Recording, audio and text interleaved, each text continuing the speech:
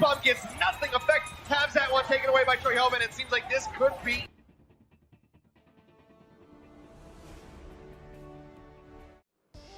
The Dallas Fuel Homestand Weekend has come and gone, and despite an area power outage at the beginning of the show, it was a huge success.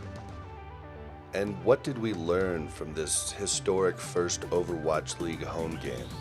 Well, a few things. We learned that the crowd is definitely powerful and can definitely energize your players. The Dallas Fuel looked like Super Saiyan 3 mode up there. It was wild. They were chanting all the different players' names. It had to feel great for all of them, and it's a huge success for the league. This was also a huge success for all Overwatch League teams.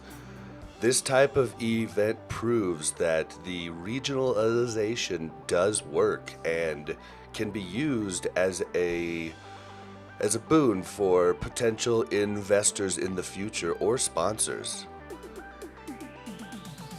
Will every home game have the same effect next year?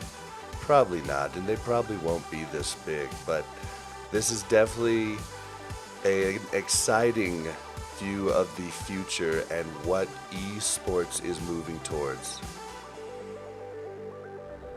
I'd say if you look at esports as a business, where we're at in terms of driving viewership growth and driving the growth of like the fundamental base, like how many people actually want to come here and watch this, is, our esports is already incredibly successful at that. We have great demographic trends. The only thing esports is missing from a business perspective is all those revenue streams that traditional sports are really relying on, which is, ticket revenue, concessions revenue, bringing people into a physical space and making that experience so much richer than it could possibly be, online or on a television.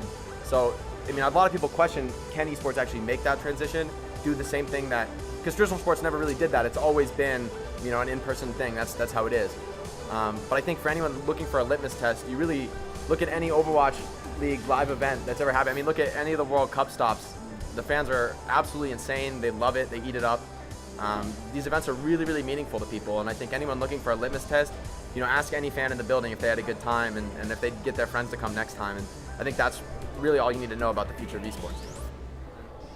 For me, and I think probably for a lot of other esports players, the online gaming community was like a place we found to be our home.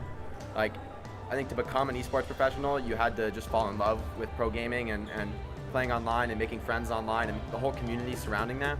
And to take that offline and actually bring all those people in person, the passion only goes higher, right? To actually be able to realize that community in a physical space as opposed to just a digital one. I think the memory of that is going to be something that every time it happens is going to be just as amazing because it really is a meaningful community to us.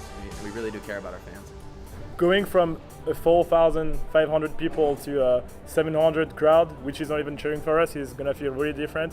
We're going to be feeling down for the whole next week, but we're professionals, so we're going to have to refocus and go on to the next match. But yeah, obviously we're going to feel sad. We're not going to feel sad that we don't get to see our fans anymore, but we're just hoping that next season arrives fast enough.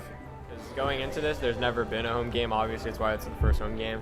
But it's like the first time teams are actually bringing their home fan base into a factor. Like you saw, we had a lot of interactive stuff. They had fan meets, signings. They did the stuff with the cosplay Reinhardt. It's a lot to build in the local fan base and actually show people that it can be as interesting as a regular sport, and it's selling it to regular media people. So you'll see maybe Washington Post does stuff with DC.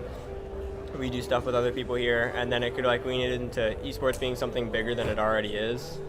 And it's just really good because this being super good shows that season 3 of Overwatch League isn't going to just be a complete flop.